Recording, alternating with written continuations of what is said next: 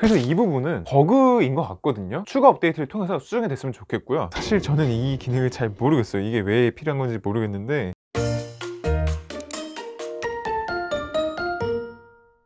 안녕하세요, 볼트입니다. 오늘은 갤럭시 탭 S7이 삼성 태블릿 최초로 원 UI 4.0 업데이트를 받았기 때문에 그 업데이트 내용들을 한번 간단하게 살펴보도록 하겠습니다. 제가 쓰고 있는 갤럭시 탭 S7 플러스 네이비 모델을 포함해서 갤럭시 탭 S7, S7 플러스, LTE, 5G까지 한 번에 업데이트가 진행됐다고 하거든요. 그래서 지금 탭 S7 시리즈를 사용하고 계신 분들께서는 베타 서비스 진행 없이 바로 정식 원 UI 4.0을 업데이트 하실 수가 있고요. 저도 지금 업데이트 해놨기 때문에 바로 살펴보도록 하겠습니다. 일단은 이렇게 잠금 화면에서 빠져나오면 지금 보시는 것처럼 예전에는 없었던 날짜 표시가 생겼습니다. 약간 아이패드 비슷한 느낌이 들게끔 바뀌었는데, 원래 날짜 표시가 없다가 갑자기 생기니까 알림 아이콘 위치도 살짝 바뀌고 약간 어색한 느낌이 들긴 들잖아요. 그래서 아직 적응이 안 되신 분들께서는 설정에 들어가신 다음에 알림으로 들어가시고요. 그 다음에 고급 설정을 눌러주시고 상태 표시줄에서 날짜 표시를 꺼주시면은 기존과 똑같이 사용하실 수가 있기 때문에 개인의 취향에 따라서 날짜를 켜셔도 되고 끄셔도 될 것 같습니다. 두 번째로, 그동안 갤럭시 테마를 깔든가 아니면은 테마파크를 이용하지 않으면은 이용할 수 없었던 기능이 이번엔 정식으로 들어왔는데요. 바로 컬러 팔레트 기능입니다. 내가 설정한 배경화면에 맞게 거기 있는 색깔들을 추출해서 배경화면과 어우러지는 테마 컬러를 만들어 주겠다라는 기능이거든요. 기본 컬러는 왼쪽에 따로 있고요. 오른쪽을 보시면은 초록색깔, 주황색, 노란색, 약간 붉은 주황색, 이렇게 총 4가지의 컬러 팔레트가 나오게 됩니다. 맨 마지막에 있는 컬러 팔레트로 해놓고 한번 적용을 시켜 볼 건데요. 이거를 앱 아이콘에도 적용을 시킬 수가 있고요. 앱 아이콘에 적용을 뺄 수가 있는데 앱 아이콘까지 한번 적용을 해서 보도록 할게요. 이렇게 앱 아이콘에도 적용이 되고 상단바에도 주황색깔 테마 컬러들이 적용이 됐고요. 기본 앱 같은 경우에도 내부 컬러가 이렇게 배경색도 바뀌고 강조되는 컬러와 텍스트 컬러까지 다 바뀌는 걸 보실 수가 있습니다. 그 다음에 또 바뀐 부분을 보여드리면은, 지금 아까 상단바 내리면서 살짝 보셨을 텐데 상단바 디자인이 많이 바뀌었거든요. 일단 전반적으로 뒤에 블러가 들어가는데 이게 폰에서는 어두워지지 않고 화이트 톤으로 블러가 들어갔거든요. 근데 지금 태블릿에서는 어둡게 들어가고 블러가 굉장히 세게 들어가다 보니까 굉장히 이질감이 많이 드는 것 같아요. 휴대폰에서 느꼈을 때랑 블러 느낌이 많이 다른 것 같습니다. 그래서 이 부분은 버그인 것 같거든요. 추가 업데이트를 통해서 수정이 됐으면 좋겠고요. 다음으로 또 보여드릴 거는 여기 밝기 조절 바가 굉장히 두꺼워졌습니다. 약간 볼륨 조절 바랑 밝기 조절 바가 비슷한 느낌으로 바뀌게 된 거죠. 넓어져서 뭔가 사용성에서 좋아지는 건 잘 모르겠지만 전반적인 UI의 통일성에 있어서 굉장히 좋은 부분이기 때문에 이렇게 잘 바꾼 것 같아요. 근데 아쉬운 점은 이렇게 밝기 조절 바를 다시 한번 눌렀을 때 나타나는 창에서는 옛날 밝기 조절 바가 그대로 있다 보니까 이거는 휴대폰에서도 똑같은 문제거든요. 이 부분도 좀 바꿔주면 좋지 않을까 싶긴 합니다. 자, 그 다음에 폴더 아이콘도 나오는 게 바뀌었어요. 기존에는 폴더가 이렇게 전체적으로 같이 나오면서 꽉 찬 화면이 되면서 뒤에는 블러가 생기는 방식이었는데 이제는 팝업 폴더처럼 뜨면서 블러는 사라졌고요. 그냥 반투명 회색 내지는 흰색으로 보이는 이 색깔로 바뀌고 전체 화면도 아니게끔 바뀌었다 보니까 화면이 큰 태블릿 상에서는 앱 실행하기가 조금 더 편한 것 같아요. 그 다음에 뭔가를 공유할 때 뜨는 앱 목록들 있잖아요. 그것도 약간 바뀌었더라고요. 여기서 이렇게 공유를 누르면 갤러리 상에서는 이렇게 다른 사진들이 스크롤로 뜨면서 미리 여러 개를 선택하지 않고 하나만 선택한 상태에서도 다른 사진들을 고를 수가 있고요. 첫째 줄에는 즐겨 찾는 공유 목록이 먼저 뜨고 그 다음에 밑에 줄에서 다른 공유 앱들이 뜨기 때문에 조금 더 간략하게 변경이 된 걸 보실 수가 있고요. 그 다음에 여기 더보기를 누르면은 첫 화면에서 뜨지 않는 앱들에서도 공유를 할 수가 있기 때문에 이 목록도 또 수정할 수가 있거든요. 그래서 즐겨 찾는 앱과 일반 앱들을 구분해서 내가 정말 많이 공유하는 앱들에서는 더 빠르게 공유할 수 있게 됐다 라고 보시면 될 것 같습니다. 그 다음에 또 말씀드릴 게 충전 이펙트가 바뀌었어요. 기존에는 15W와 그 이상의 고출력만 구분해서 충전 효과가 달랐었는데 이제는 25W와 45W도 충전 효과가 다르게 나오고 있습니다. 15W는 초록색으로만 뜨고 있고요. 25W는 지금 보시는 것처럼 청록색으로 뜨고 있고 45W는 지금 보시는 것처럼 하늘색으로 뜨는 거를 보실 수가 있습니다. 그래서 15W, 20W, 40W 총 3가지가 다 구분이 되기 때문에 내가 쓰고 있는 충전기가 15W짜리인지 25W짜리인지 45W짜리인지 조금 헷갈리더라도 태블릿에 꽂으면 이제 바로 구분이 가서 그 부분이 굉장히 좋은 것 같아요. 그 다음에 에어 커맨드도 기존에는 블러와 함께 화면의 전체를 좀 잡아먹는 느낌이었는데 이번에는 약간 팝업 메뉴 같은 스타일로 좀 바뀌었거든요. 근데 살짝 아쉬운 게 배경 블러가 좀 너무 약해서 그냥 하얀 색깔 판때기가 하나 떠오르는 느낌이라 조금 아쉽습니다. 자, 그 다음에 UI 변경점에서는 이제 마지막 얘기가 될 것 같은데요. 카메라 앱에서 기존에는 그냥 휴대폰 카메라 UI를 쫙 늘려놨던 느낌이었다면은 지금은 아예 태블릿 전용으로 조금 더 최적화된 느낌이 듭니다. 툴바가 우측에 좀 더 붓게 되어 있고요. 조금 더 정돈됐다라는 느낌을 받을 수가 있었고요. 프로 모드로 가면은 프로 모드에서 조절할 수 있는 부분들이 왼쪽에 여백에 뜨고 있고 그 다음에 동영상 같은 경우로 넘어가면은 이제 16:9로 바뀌면서 양옆까지 이제 화면이 꽉 차는데 그때도 이제 툴바 샷바가 조금 더 작아졌기 때문에 촬영하는 화면을 조금 더 확인할 때 거슬리는 부분이 많이 줄어든 것 같아요. 그럼 지금부터는 추가된 기능들을 조금 더 말씀드려보도록 할게요. 잠금 화면에서 시계를 한번 누르면은 이렇게 잠금 화면 위젯이 뜨잖아요. 여기서 음악을 재생 중일 때 음악 위젯이 이렇게 뜨면서 잠금되어 있는 상태에서도 바로 미디어 출력을 전환할 수 있게 됐습니다. 지금 버즈 프로로 출력이 되고 있었는데 태블릿을 누르면 이제 태블릿으로 바로 전환돼서 태블릿 스피커로 소리가 나오게 되는 거죠. 출력을 바꾸려고 굳이 잠금 해제까지 하지 않아도 된다라는 장점이 생겼습니다. 그 다음에 개인적으로 마음에 드는 부분은 상단바를 내려서 확인할 수 있는 기능인데요. 업데이트 직후에는 기본적으로 상단바 토글에 나와 있는 기능은 아니기 때문에 여기 버튼 편집을 눌러서 더 어둡게를 빼서 토글에 넣어주시면 됩니다. 그럼 여기 이렇게 토글에 더 어둡게라는 기능이 생기는데요. 보다 편안하게 볼 수 있도록 최소 밝기 설정보다 화면을 더 어둡게 조절합니다 라는 기능인데, 최소 밝기를 해놓더라도 정말 어두운 공간에 있다 보면은 그 정도의 밝기마저 밝게 느껴지는 경우도 있거든요. 아니면은 게임의 자동 사냥을 돌려놓고 화면을 잠글 순 없을 때, 그럴 때 버닝을 아예 안 오게 하려고 더 어둡게 하고 싶은데 그게 안 돼서 아쉬웠던 그런 경험이 있을 수도 있는데, 어쨌든 이 더 어둡게 기능을 켜주면은 기본적인 최소 밝기보다 조금 더 어둡게 설정해주기 때문에 필요하신 분들한테는 너무 좋은 기능인 것 같아요. 갤러리 앱에서는 사진에 EXIF라고 하죠. 날짜 정보나 위치 정보, 그 내용을 수정하고 싶으면 원래는 이렇게 사진을 갤러리에서 클릭한 다음에 여기 점 3개를 눌러서 상사 정보를 들어가고 여기서 이제 편집을 눌렀어야 됐는데, 이번에 갤러리가 업데이트가 되면서 여러 개의 사진을 클릭하고 나서도 더보기를 누른 다음에 날짜 및 시간 편집이 뜨거든요. 여러 장의 사진을 한 번에 날짜 및 시간을 바꿀 수 있고요. 위치 편집도 가능해서 어디 놀러가서 찍었던 사진을 한 번에 위치를 묻고 싶으면 아예 그 위치를 설정할 수도 있기 때문에 사진의 위치 태그를 할 때도 굉장히 좀 편리하게 할 수 있는 기능이 됐습니다. 그 다음에 사진 리마스터도 개선이 됐는데요. 원래는 사진 리마스터를 누르면은 여기 이렇게 저장 버튼이 있는데, 이 저장 버튼을 눌렀을 때 포토 에디터에서 바꾸는 것처럼 사진 원본이 바뀌어서 저장되는 게 아니라 무조건 다른 파일로 저장이 됐었거든요. 근데 이제는 리마스터도 기본 설정이 원본 파일을 리마스터된 파일로 바꿔주는 걸로 바뀌었습니다. 점 3개를 눌러야지 오히려 다른 파일로 저장이 뜨고요. 기본적으로 저장을 누르면은 그냥 원본 사진이 리마스터된 사진으로 바뀌는 걸 보실 수가 있고, 메뉴 아이콘을 다시 눌렀을 때 원본 보고를 눌러주시면은 다시 원본을 보실 수가 있기 때문에 사진 리마스터 기능도 조금 더 개선이 됐습니다. 포토 에디터 기능도 좀 강화가 됐는데요. AI 지우개가 태블릿에 없었는데 추가가 됐거든요. 프리미어 프로 로고를 지우면은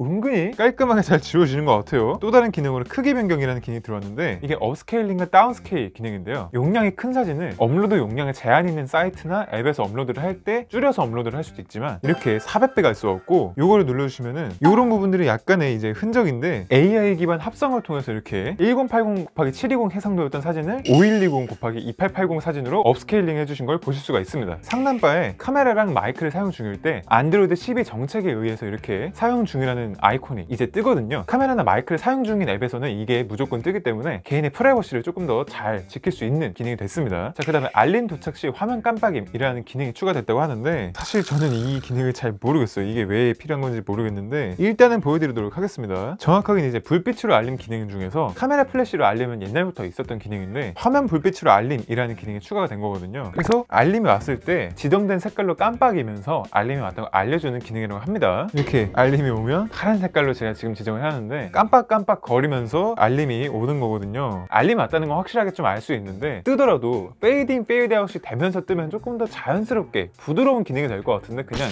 팍팍 이렇게 떠버리니까 뭔가 좀 굉장히 아쉬운 느낌이 듭니다. 그 다음에 태블릿 같은 경우에는 Always On 디스플레이가 없다 보니까 잠금 화면에서 이게 되면은 정말 혁신적이겠다 라는 느낌을 받았는데, 잠금 화면에서는 또 이 기능이 안 돼요. 기능 추가된 거는 좋지만 사실상 쓰는 사람이 별로 없을 것 같다 라는 느낌이 들었습니다. 그리고 마지막으로 보여드릴 게 One UI 4.0으로 되면서 삼성의 웬만한 제품들에 램 플러스라는 가상 램 기능을 추가해주고 있거든요. 얘는 기본 램이 12기가인데도 불구하고 8기가 이하를 탑재한 기기들과 똑같이 램 플러스 4기가를 얹어줬습니다. 이론적으로는 16기가의 램이 탑재된 기기가 된 거죠. 그런데 사실 이제 가상 램 같은 경우에는 UFS 스토리지를 이용한 거기 때문에 실제 램과는 성능 차이가 어느 정도 있을 수밖에 없고요. 똑같은 이제 12기가와 12기가를 비교를 한다면은 물리 램 8기가에 가상 램 4기가가 더해진 12기가 램보다는 물리 램 12기가가 훨씬 더 빠르고 안정적이고 리프레시가 덜한 퍼포먼스를 보여주는 건 당연합니다. 하지만 이제 기본적으로 12기가인 애들은 여기에 가상 램 4기가까지 얹어지면 정말 리프레시가 줄어들고 앱 실행 속도 자체도 조금 더 빨라지는 것 같더라고요. 그래서 가상 램이 용량 뻥튀기는 아니고 정말 효용성이 있긴 있다 라고 생각하시면 될 것 같습니다. 그래서 오늘 이렇게 삼성 갤럭시 탭 S7 시리즈의 One UI 4.0 업데이트 내용을 한번 간단하게 살펴봤는데요. 업데이트가 됐지만 버그 문제로 인해서 좀 아쉬운 부분들이 있는 UI 변경점들도 있었고, 태블릿만의 최적화된 기능들이 조금 더 들어왔으면 좋겠다라는 아쉬움이 남긴 하지만, 구글이 벌여놨던 안드로이드 태블릿 시장을 삼성이 조금씩이나마 개선하려는 노력이 많이 눈에 보여서 역시 안드로이드 플래그십 태블릿의 희망은 삼성밖에 없다라는 생각이 들게 한 업데이트였던 것 것 같습니다. 추가로 궁금하신 점이 있으시면 댓글에다가 많이 남겨주시고요. 네, 그럼 오늘 영상은 이 정도로 마치도록 하고요. 저는 다음에도 더 좋은 영상으로 돌아오도록 하겠습니다. 지금까지 볼트였습니다. 감사합니다.